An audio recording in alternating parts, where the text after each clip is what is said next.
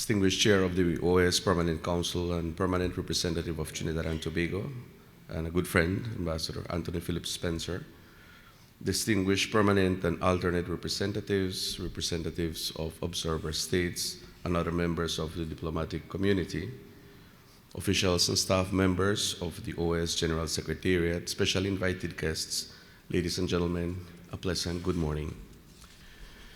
On this, the 6th observance of the Inter-American Week for people of African descent in the Americas, it is my signal honor to extend to you and to those in our virtual audience a heartfelt welcome to the OAS, the House of the Americas, to launch this historic week. Commemorated under the theme, Fighting Slavery's Legacy of Racism through Transformative Education in the Americas, this year's commemorative events will be marked by a series of both in-person and virtual activities designed to highlight the immense power of transformative education in addressing historical injustices and promoting meaningful action towards equity and inclusion in our hemisphere. Nos complace celebrar hoy este lanzamiento en persona en la sede de la OEA. Nuestra organización ha regresado gradualmente a las actividades presenciales después de lidiar con el impacto de la pandemia de COVID-19 sobre nuestras funciones cotidianas, que no solo ha dejado una marca indeleble en nuestra organización, sino que se refleja en todo nuestro hemisferio y en el mundo. Es absolutamente innegable que la pandemia provocó un cambio importante en los procesos de pensamiento y las perspectivas tradicionales, trastocando las nociones arraigadas y generando nuevas perspectivas sobre los elementos fundamentales de nuestras sociedades. Uno de estos replanteamientos concierne a la educación y al entorno tradicional del aprendizaje. The United Nations Educational, Scientific and Cultural Organization, UNESCO, defines transformative education as, open quotes, teaching and learning geared to motivate and empower learners to take informed decisions and actions at the individual, community, and global level, end of quote. Through instructive simulation exercises, discovery learning methods, and self-examination of preconceived notions and assumptions, transformative education has the potential to exponentially shift how learners perceive the world, leading to a more informed and empathetic global citizens, which is essential to cultural, economic, and political advancement. At the OAS, we are committed to ensuring that our work aligns with the shifting needs of our peoples in the Americas.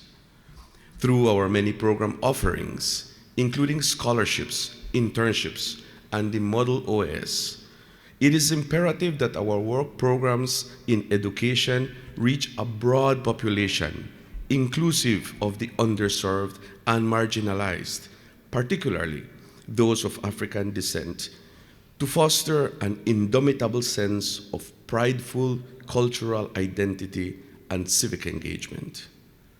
To that end, the OAS Plan of Action for the Decade for People of African Descent in the Americas, 2016 to 2025, which guides the work of the organization on matters pertaining to Afro-descendants, speaks directly to the topic of education within the strategic line of action on education in terms of equality and awareness.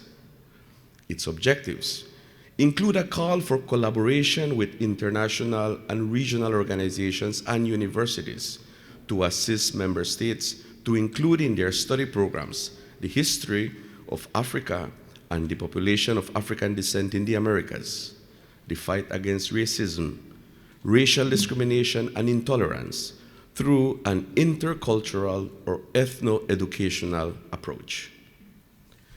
Señoras y señores, en el 2016, mi oficina organizó el primer evento de la OEA en conmemoración del mes de la historia negra. Evento considerado único.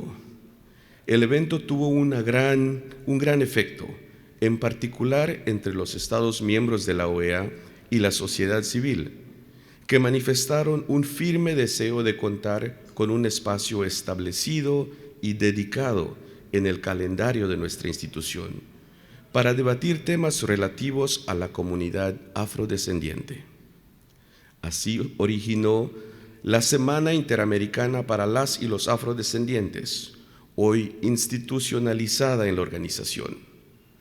Quienes no habían sido escuchados ni vistos hasta entonces, ahora encontraron un espacio para hablar y hacerse ver.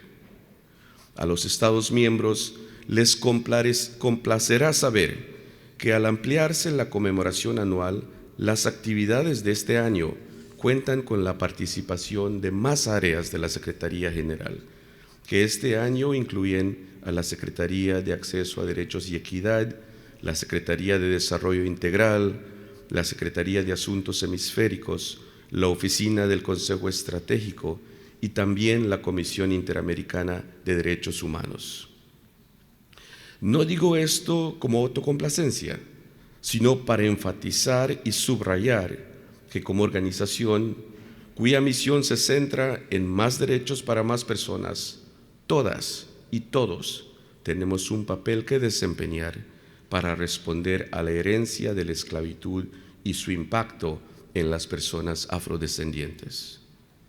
Mientras haya todavía un problema que enfrenten las personas afrodescendientes que estén directamente relacionados con la herencia de la esclavitud y la historia del colonialismo, nuestro trabajo aquí aún no termina. Ladies and gentlemen, in that context, the activities of this year's Inter-American Week seek not only to inform its audience about the atrocities of slavery and its negative impact on the growth of Afro-descendant communities, but also they highlight the various ways in which Afro-descendant communities can capitalize on existing economic opportunities and forge a path towards socioeconomic success and prosperity. The activities of this week include the following. 1. A guided tour of the Smithsonian's National Museum of African American History and Culture, which will take place tomorrow morning. I take this opportunity to recognize the presence of our partners from the Smithsonian who have joined us here today and to tell them thank you very much for your collaboration over the years and allowing us to host this tour for the OAS diplomats. Number 2, on Wednesday, there will be a special session of the Permanent Council to commemorate the International Day of Remembrance of the Victims of Slavery and the Transatlantic Slave Trade, which will be observed under the week's theme. Number 3, on Thursday, a webinar organized by the Executive Secretariat for Integral Development and the Secretariat for Access to Rights and Equity will be held and will feature a panel discussion on the topic Best Practices in the Incorporation of Ethno-Education in Curricular Programs. Number 4, on Friday, there will be a special edition of A Chat with the OAS, a virtual live event organized by representatives in our OAS national offices, which will feature panelists addressing the theme Decolonizing Education in the Americas, mainstreaming policies and practices that engender pride in African heritage and identity. And the fifth activity, the Secretariat for Hemispheric Affairs is collaborating with my office in organizing a podcast series entitled Blockchain Technology, a transformative technology for persons of African descent, which will analyze the possibilities for inclusion and wealth creation which transformative technologies, such as blockchain, represent.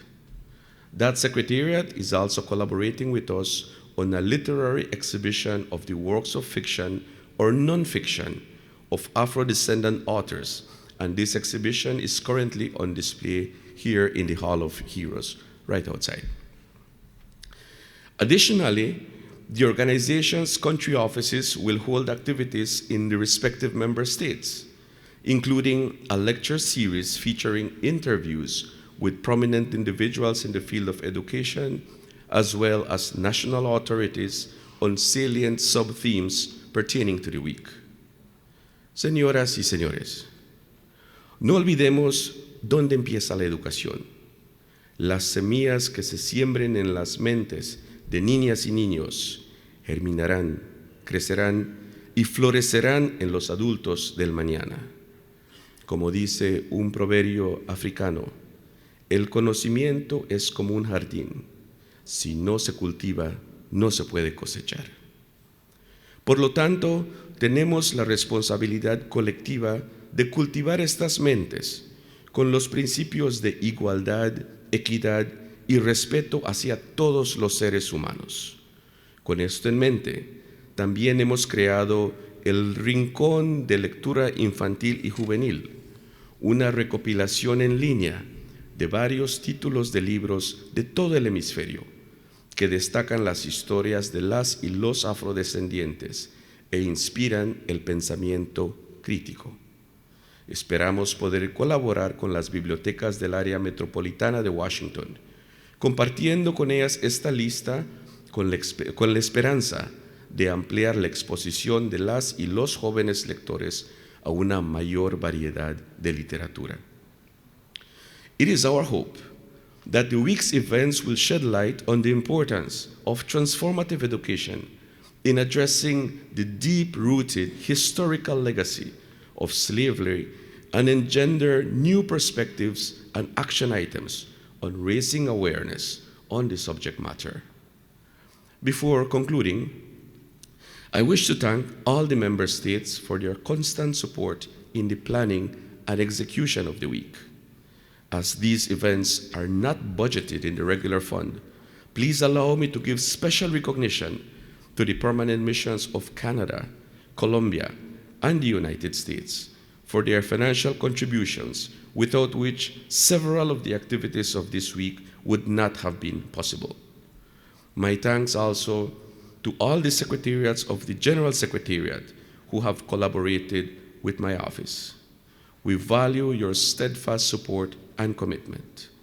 Lastly, I would like to recognize the staff in my office who worked tirelessly to prepare for the week's activities and to acknowledge our representatives in the national offices for their laudable efforts to organize activities in their respective member states.